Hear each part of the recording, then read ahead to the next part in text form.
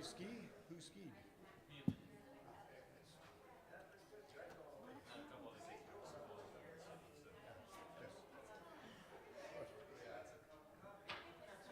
represented well. Good for you.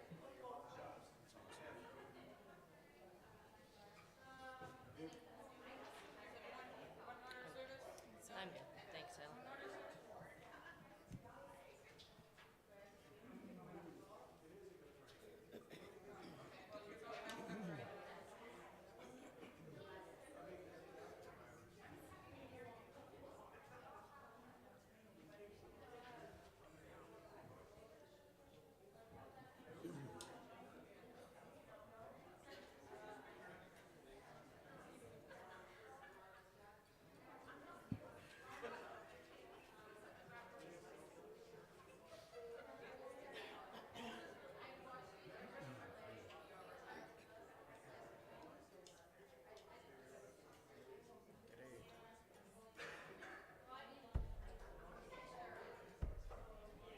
Rain.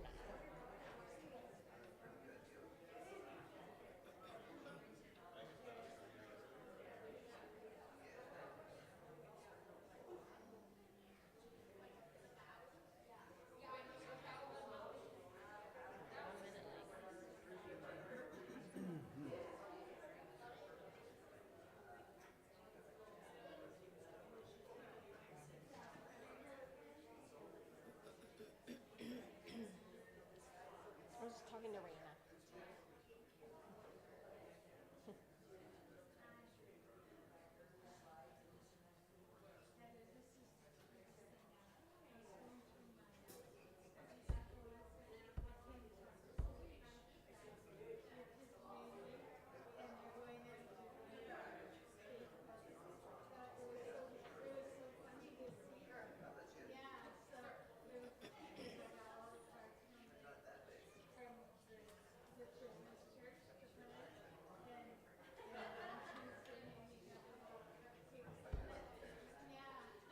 Waiting for him. I don't know. So good morning. Good morning, one and all. Thank you for coming and joining with us today.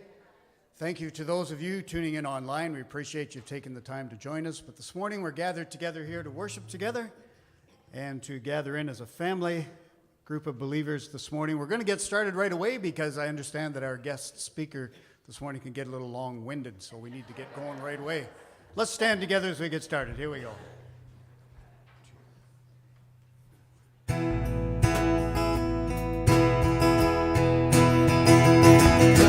Lord, oh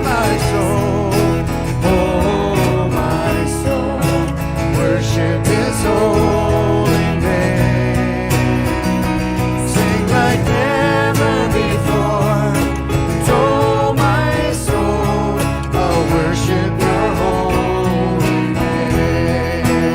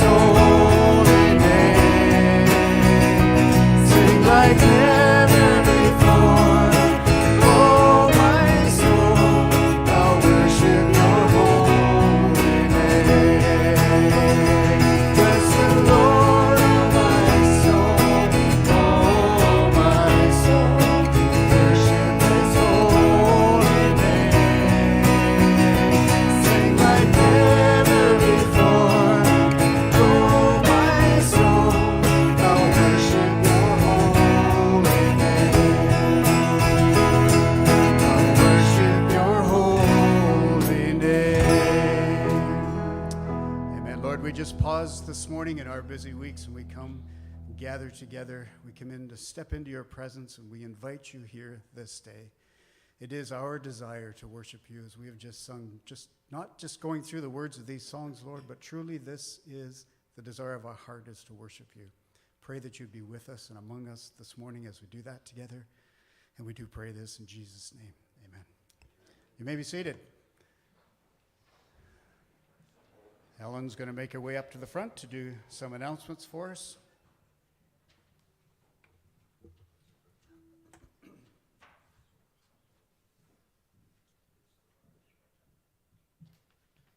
Hello. So I am pulling double, triple something duty today, so I'm wearing many hats. This morning's speaker is our very own Dave Kreutzweiser.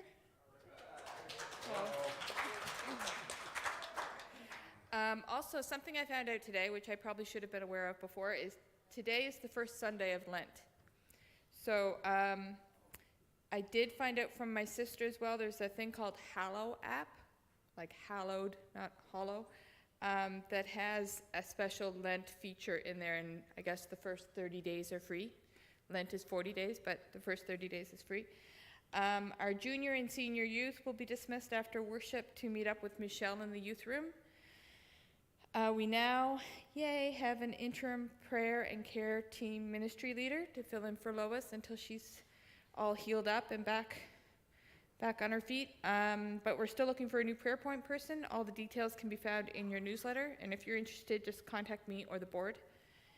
And the newsletter has a whole bunch of details on volunteer opportunities and coming events. And if you don't get the newsletter, let me know and I'll fix that. Okay, I think Ed is up for a minute.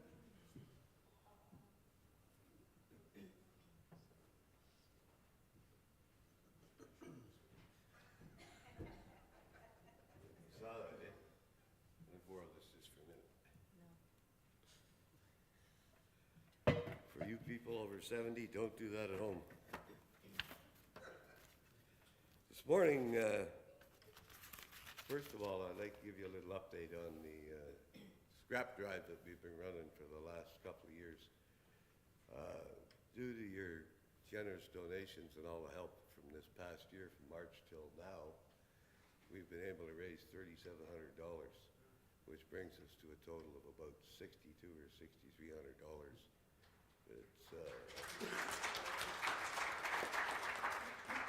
So I want to thank you very much for that, because the young fellow that we're raising this money for would never have an opportunity to go to school if we weren't able to help him out some way. And I'm sure that once he gets a year or two in, he'll be able to get some kind of work and then start paying part of his own way. But in Uganda right now, that's not possible for those kids that are in the orphanage. So thank you very much. The next thing I want to talk about is the couple of housekeeping items. One is the dumpster's gone, and some of the board members have volunteered to pick the garbage up from time to time and take it home. I would also request that if you have a special event here and you're using the hall for something and you do have garbage, that you would take it, because unless somebody volunteers to come here 2 days a week, put the garbage can out, bring it in, and put the recycling bin out and bring it in, it's not going to get done. And that's the only way we're going to get rid of our garbage. So thank you very much to the board. In April, I'd like to start a little bit of painting in this church. I got 2 bathrooms downstairs that really need to be touched up. So if you're a painter and you want to volunteer, come and see me, and we can discuss the where and when and how we're going to do that.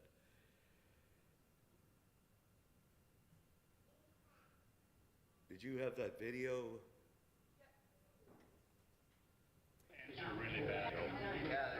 These are some of the people that are here today and some that aren't.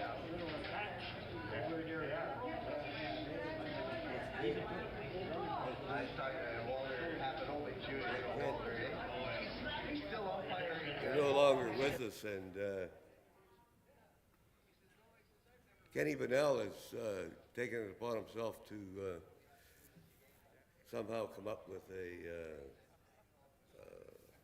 some kind of a commemorative wall or area that put the pictures of some of these people that aren't with us anymore up so that we can remember they're a part of this church family.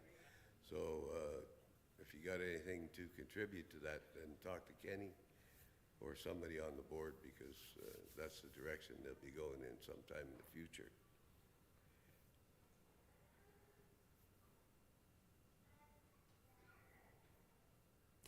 I'm also working on a history of the Free Methodist Church.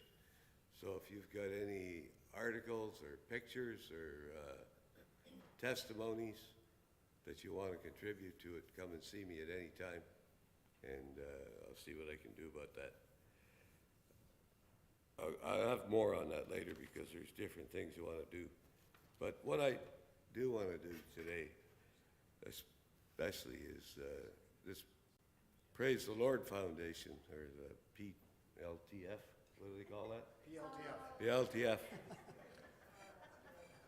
They're in the search for a new pastor, and I hear now that they have some resumes in and stuff, but I want to read something to you so you'll understand really that the Lord is at work in this, and he always has been. And this is a letter written from the original pastor in this church in 1906. He wrote this around, I don't know, when the church was 34 years old. And here's what he had to say.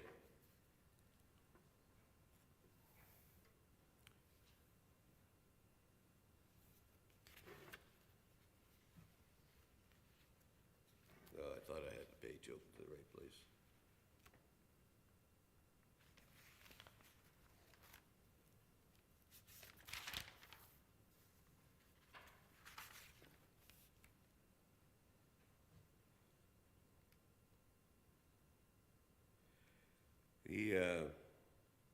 His name is Reverend E.A. DeMille, and he was sent here from Spring Arbor, Michigan, to college in late 1905 and arrived in 1906. He said, "I caught the last ferry for the Canadian Sioux after a long snowbound train ride, and caught the last streetcar on the I came across on the ferry and caught the last streetcar on the Canadian side. I was a stranger in a strange town at the hour of midnight. I had received a letter from a Mr. and Mrs. Valier, but there were no initials given. I asked the conductor if he knew a man by the name of Valier, and he asked for his first name. And when I could not give it, he said, 'How do you expect me to find such a man?' And I said, 'He's a Free Methodist.' 'Oh,' he said, 'I know this. I know him. He lives near my house.' So I went to the car barn with him and walked with him to Brother Valier's house.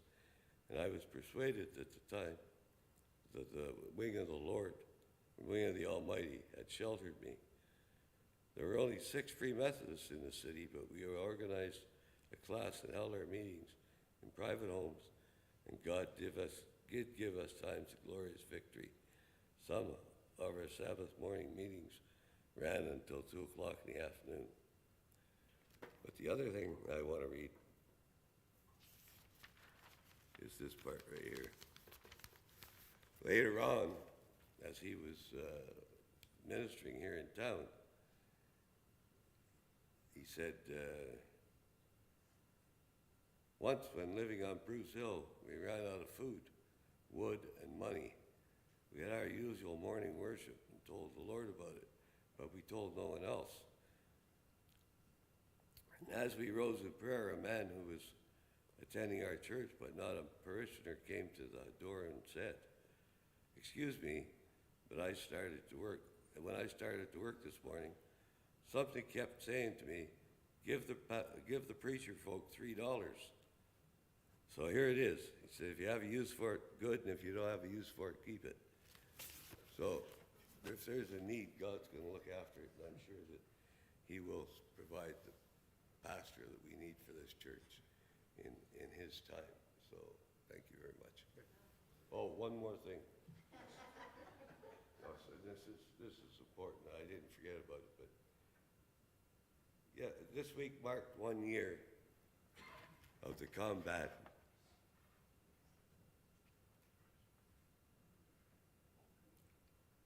in the Ukraine. And I know that there's a couple of members in this church. One is Carol's nephew, Carol McDowell's nephew, and the other one's our son, Brandon. They're both in theater of operation right now. And Brandon, I know, is in Poland, and they're training Ukrainian troops to fight, and they're part of the battle group that's standing on the front line of NATO right now, waiting to either go into combat or come home after they get a conclusion to this. So when you're praying, I'd like you to pray for the success of the Ukrainians. I'd like you to pray that the Russians will come to some semblance of common sense, and that the NATO troops will stand ready and strong in their effort to prevent a real war in the rest of the world. So just keep that in mind. Thanks. Okay, thanks, Ed. Ellen's going to make her way back up here as we move on in our worship time. We have our call to worship, and then we will continue again.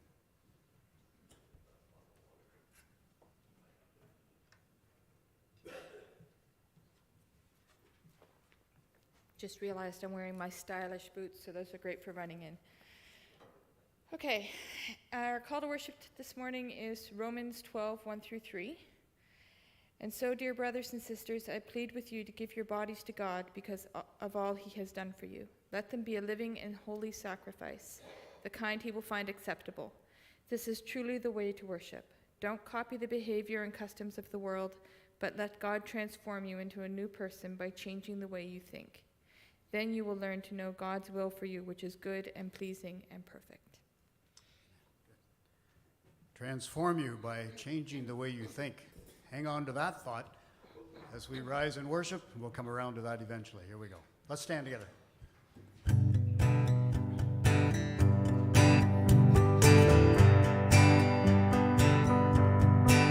Yours will be the only name that matters to me. The only one whose favor I see, the only name that matters to me. Yours will be friendship and affection.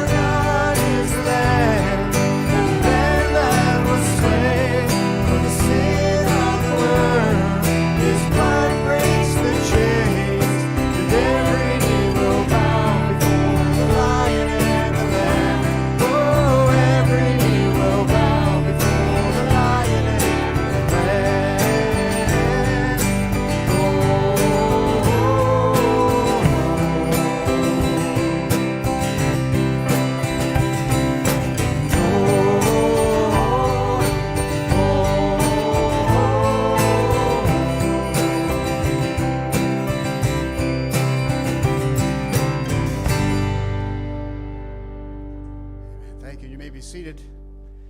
Children, head downstairs for Kid Min, and both junior and senior youth, I believe, are on up to the youth room. The rest of us are going to have to stay here and endure what comes next.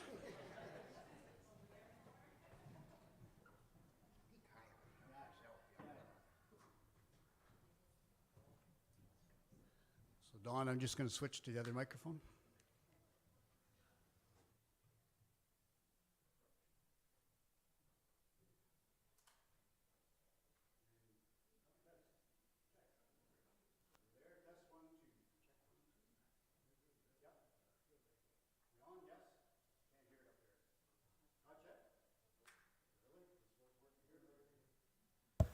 There we are.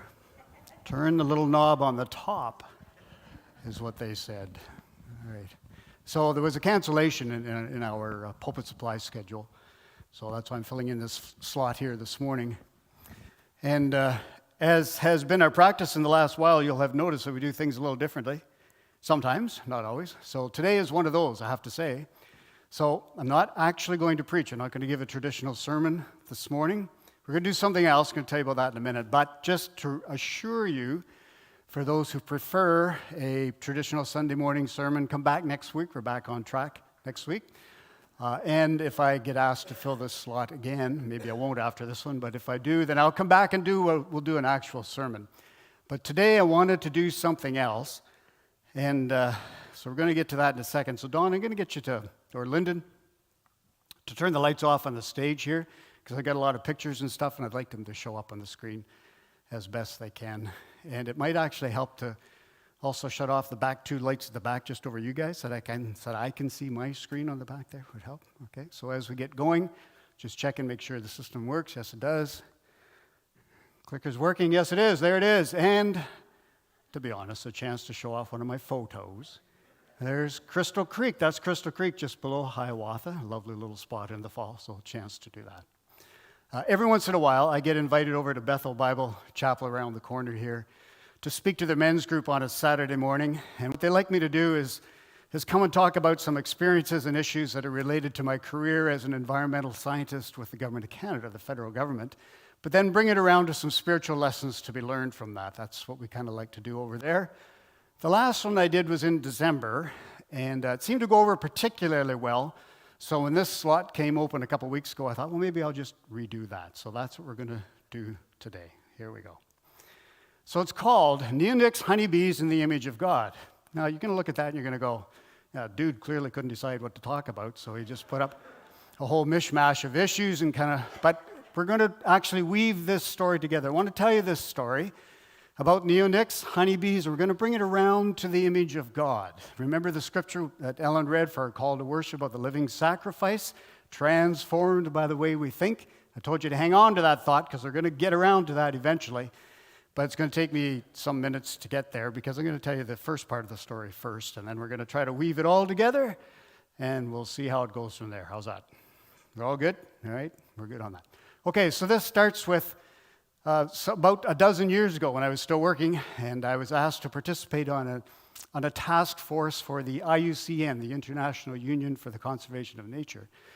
This task force was a collection of about 30 scientists from around the world who were gathered together, 4 of us from Canada, gathered together our job was to review and to analyze and to synthesize all of the published information that we could find around a particular class of pesticides called neonicotinoids, because at the time there was a controversy beginning to arise that some were claiming that neonicotinoids posed a serious threat to the environment, and others were claiming in the published literature that no, there's no evidence to that at all. So we were asked by the IUCN to come together and review literally hundreds of studies and have a look and see what we could pull out of that to determine what the real evidence was. And so that was the assignment. I have to say, it was a horrible assignment.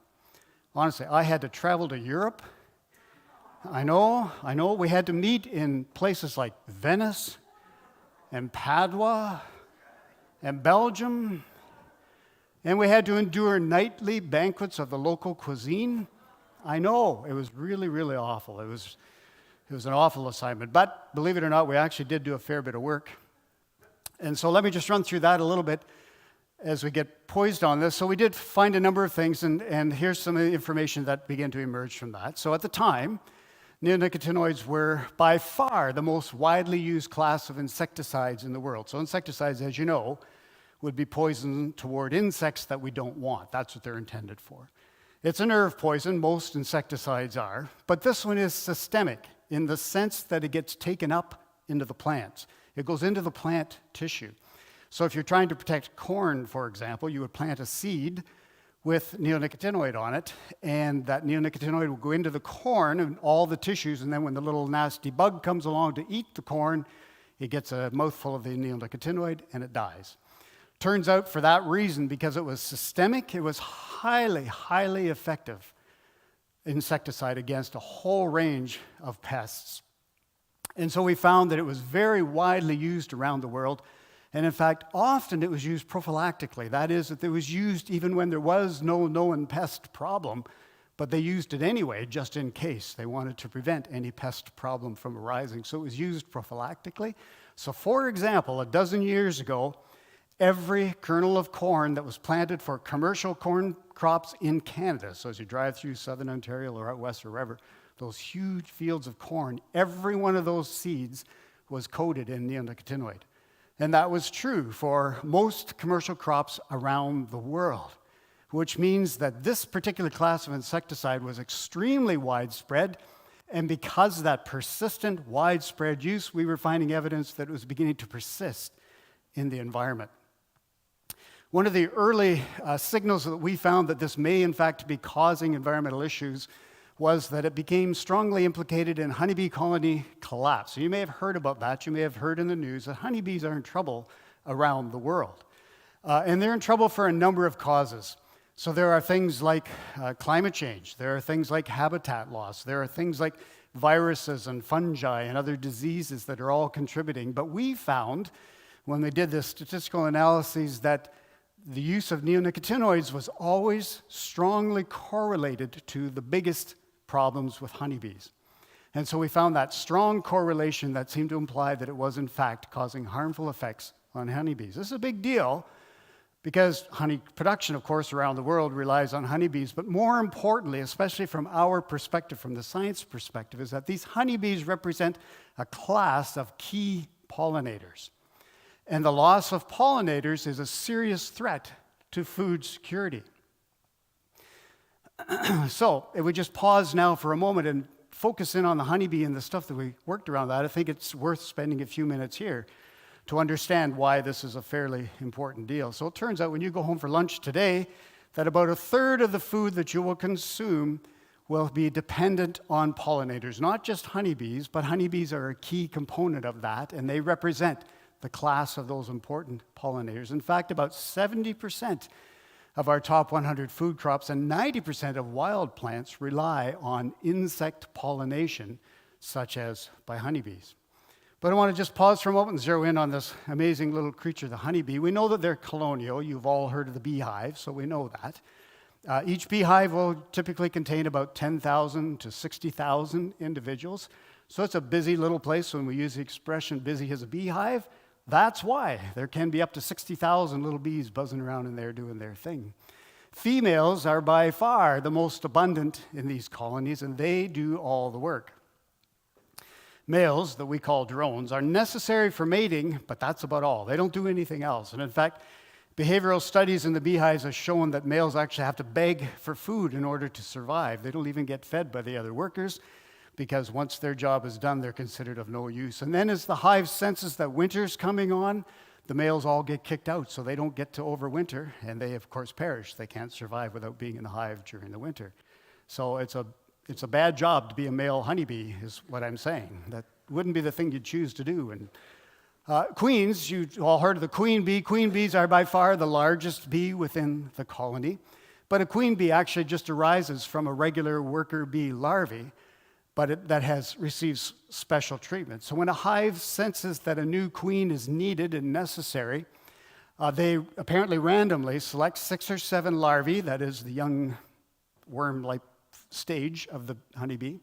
6 or 7 of them, put them in special capsules and then treat them favorably. That is, that they feed them with a high protein secretion from the worker bees that causes them to grow rapidly and rigorously, far more quickly and bigger than the other bees.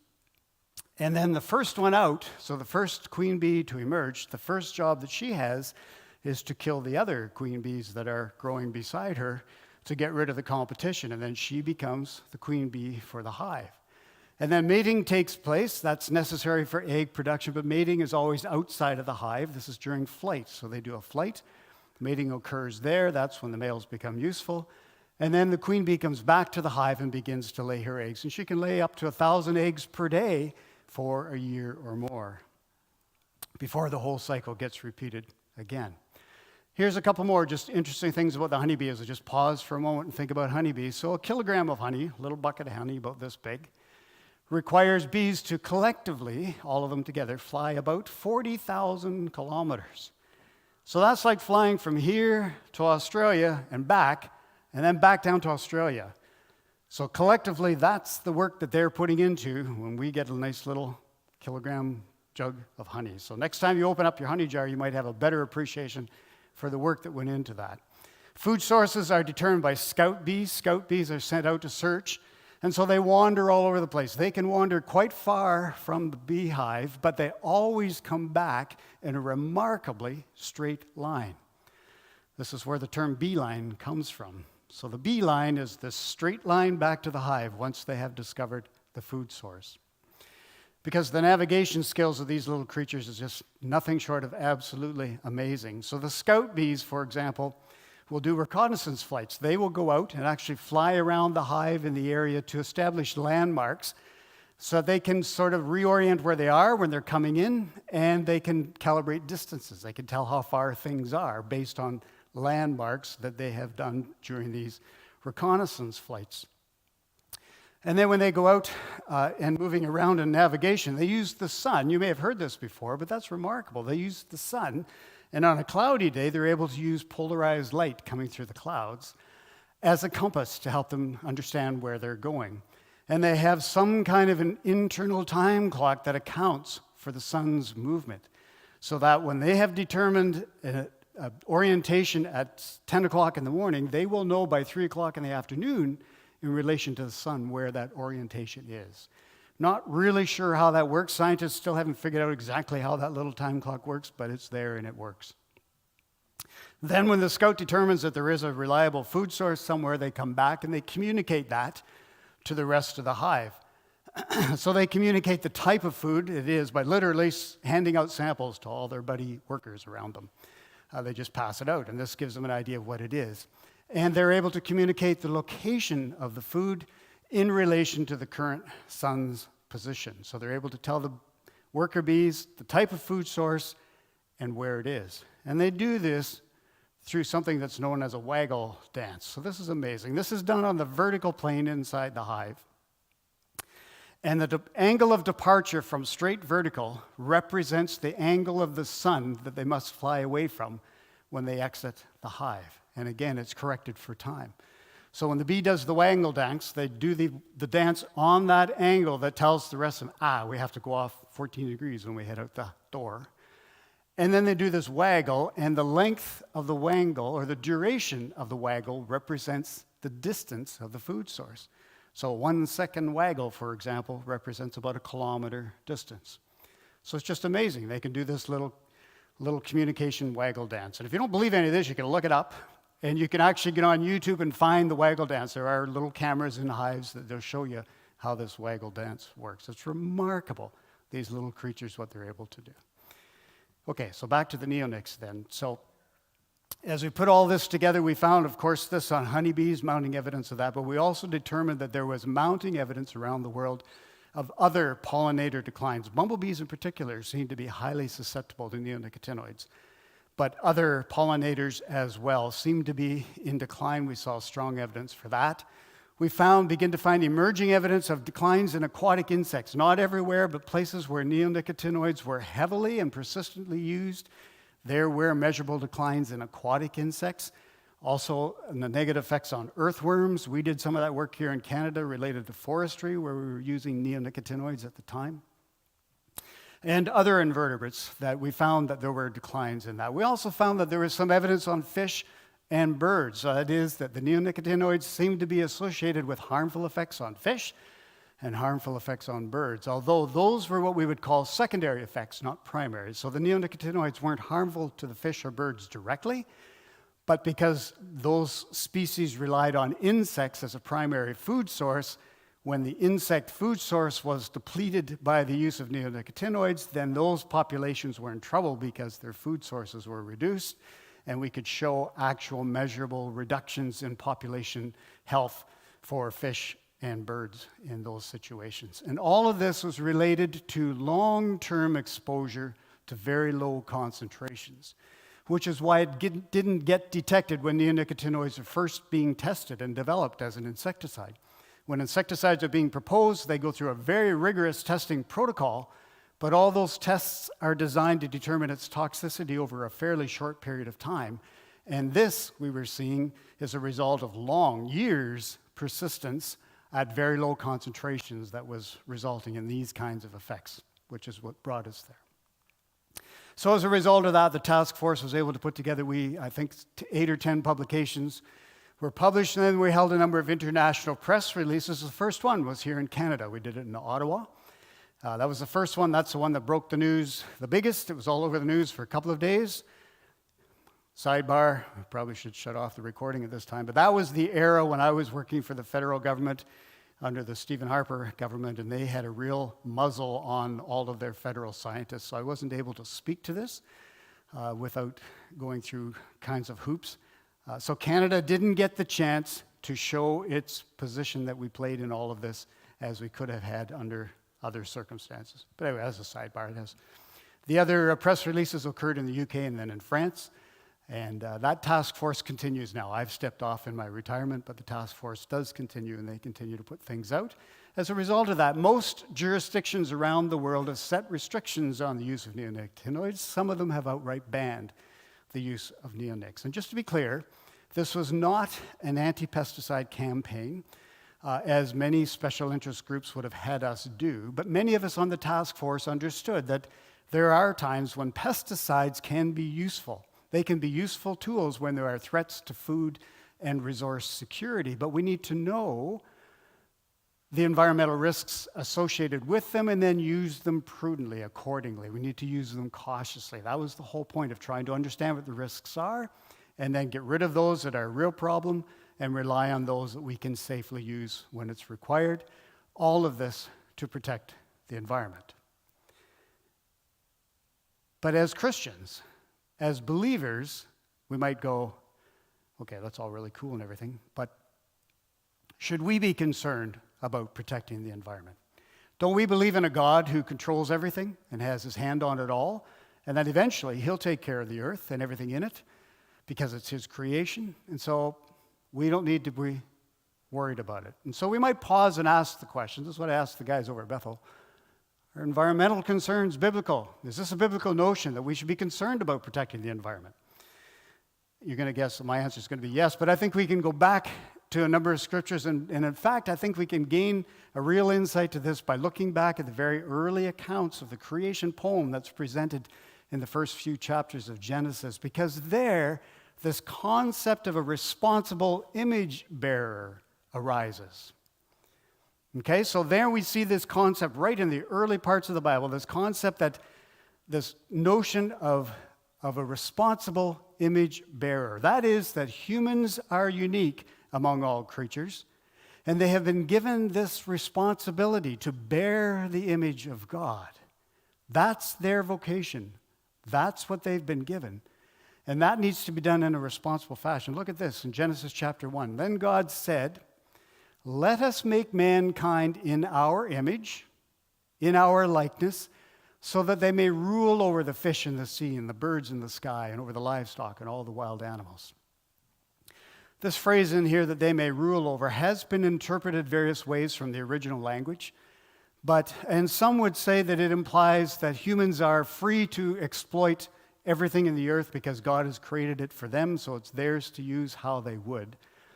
Most scholars agree that the phrase actually means more something like this: rule over, or have dominion over, or take responsibility for, just as a sovereign who's responsible for ruling over a nation takes responsibility for that nation.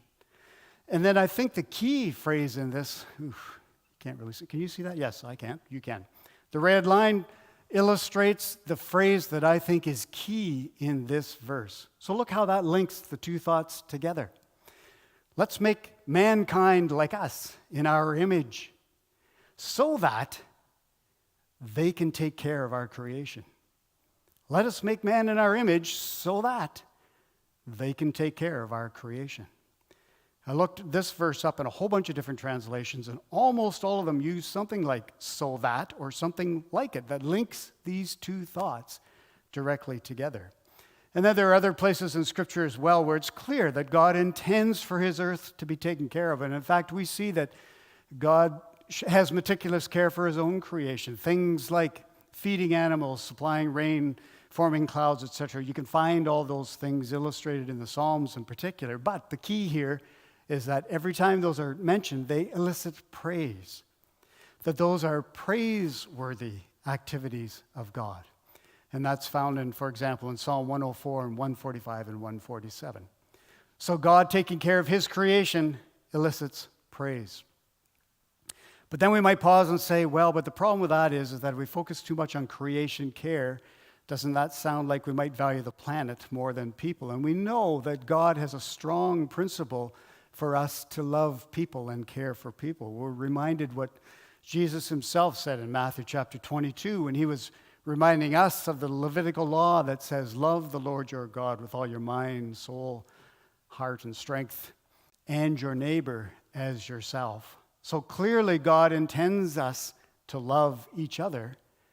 But I'm suggesting that caring for the planet in which we all share really is about caring for people. Because most environmental problems are harmful to people. And so if we begin to deal with some of these environmental problems, we begin to show that we care for the planet, which in turn shows that we care for people, which I'm going to suggest means that environmental responsibility then is a biblical concept. In fact, it's an ethical obligation, not only just to sustain our world, but to glorify God. That this is one way in which we glorify God. So in that regard, environmental responsibility is an act of worship by those who bear the image of God. Let's make humankind in our image, let them bear our image so that they take care of this. That's an act of worship for us as we bear the image of God. But I want to go on just a little bit further into this whole notion of bearing the image of God because I'd like us to consider that a little bit further. How else should we view this vocation of bearing God's image? So those of you that are a little worried now looking at your watch and going, really, we're going to get into this topic now? I'm going to say that it's true. This is something that we can only touch on. And in fact, you probably will know that there are many books and seminary courses and theses and lectures and everything that have been written on this topic. What does it mean to bear the image of God? And in fact, has been debated and written about for centuries, honestly, for centuries. So there's a rich line of thought all around this whole notion of what it means to bear the image of God. But I'm going to land on one of my favorite, because I'm up here. So I get to share this, and it's not my idea, but this comes from a scholar, a biblical scholar whom I've learned to trust, who I respect and trust. This is N.T. Wright, and he uses this notion that he believes that the original language, when Genesis is discussing this whole business of imparting the image of God onto humanity, he believes that it implies something like angled mirrors from heaven. Angled mirrors is the way he puts it. And I think he might be onto something here. And that is that God and his nature is reflected down to the world out through us as an angled mirror. So if we bear the image of God, then God's nature is reflected through us out into the world. But at the same time, if we are in fact obedient stewards of creation, and if we live God-honoring lives, then we, as image bearers, reflect praise back to God. See that notion, the angled mirror? So God reflecting his nature down to the world through us, and then we reflecting praise back up to God by the way that we live and what we do. And I think there's a parallel notion that's also described by Peter, the Apostle Peter, and this is the whole idea of a royal priesthood, that he tells us that we are a royal priesthood. And when you think about what priests were intended to do back when this was written, so priests, it was their responsibility to conduct the worship rituals on behalf of the people. So in that way, they reflected worship up to God. But at the same time, they were there to represent God to the people. So in that way, they reflected his nature out to the people through the priesthood. So Peter tells us that you are a chosen race, a royal priesthood, a holy nation, a people for his own possession, so that you may proclaim the excellencies of him who called you out of darkness into his marvelous light. That's the point of this reflection, so that you may proclaim, we know what that word means, so we can show, tell, be the excellencies of him who called you out of darkness into his marvelous light. And this phrase, called you out of darkness, clearly implies that something has happened, that there's been a change, that there's a difference, that there's a transformation. Remember the thought we were supposed to park from before? Be transformed. Not conformed to this world, but be transformed by the way that you think. Here we see it again, that this called out of darkness implies that there's been a change, a difference, a transformation, and the new self reflects the image of God. That's the purpose of the transformation. Look at Colossians chapter 3. Paul says here, you have taken off your old self with its practices and have put on the new self, which is being renewed. Look at that phrase, which is being renewed in knowledge. See that? That shows that this is a continuing process, which is being renewed in knowledge. This is a continuing process of learning, of knowing, in the image of its creator, in the image of the new self's creator. See that point? That this change reflects the image of God, and this is a continuing process. I really like the way that the New Living Translation puts this verse. It says, put on your new nature and be renewed as you learn to know your creator and become like him. Be renewed, that's the continual growing process, to know your creator and be like him. So I think that shows us that another aspect, so we've already seen that one aspect of bearing the image of God that we learned from Genesis is that we've been given that responsibility to bear that image so that we will take care of his good creation. That's one responsibility. But now I think we see another aspect of bearing the image of God means that we have the responsibility. We've been given the vocation to learn, to be continually renewed, to grow. These are all action terms. These all require intentional effort on our part. It means that we've been given this task to bear the image of God, and it requires us to grow in him, to learn more and more of our Creator, to be like him, to become more like him. And the reason for that is to reflect him out to others. That's why he wants us to become more and more like him. So I think this should give us pause. This should cause us to think about how we behave, how we speak, how we interact with others, because we have actually been given as image bearers the responsibility to reflect him out to those around us. God help us all with that one. And God help us to remember to pause and think about these in our everyday lives as we go. The good news is that he wants to help us in this process. So as we grow in him and learn of his goodness and what he wants to do in our hearts, then the Spirit enables us to reflect him in a way that is holy and pleasing to him, that we are, in fact, a royal priesthood. Okay? See how that all came together? We started out with neonics. You never even heard of neonicotinoids before. Everybody say that together. Ready? Neonicotinoids. Not bad. So Neonics, then we paused a little bit on the Honeybee, and then we kind of went, now where is he going with all of this? And then we realized that that points us in a direction where we consider our role as image bearers. And we've seen two aspects of that: creation care and growing in him, knowledge in him to reflect who he is out to the world. Okay? All right. So thanks for sticking with me. As I said, next time we'll do a more traditional sermon type thing. And next week we are back on track, so please come back, bring your buddies. In the meantime, we're going to ask the worship team to come on back up, and we are going to finish off.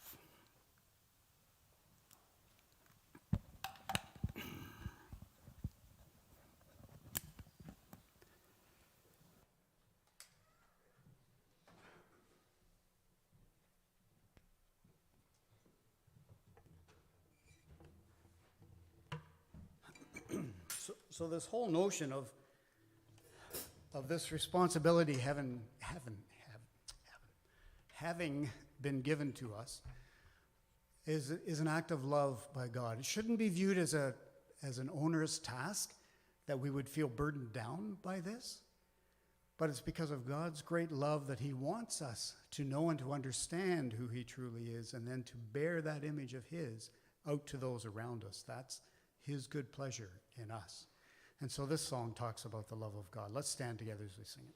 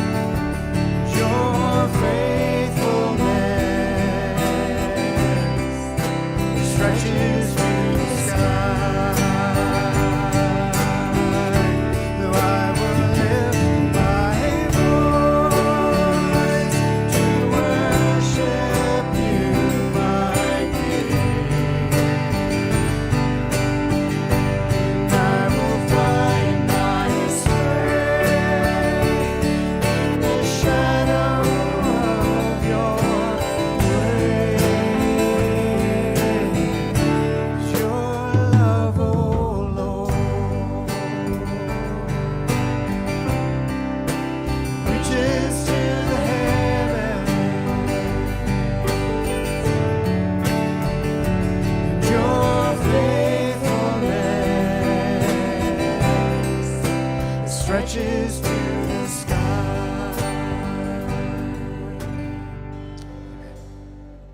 Thank you all for coming.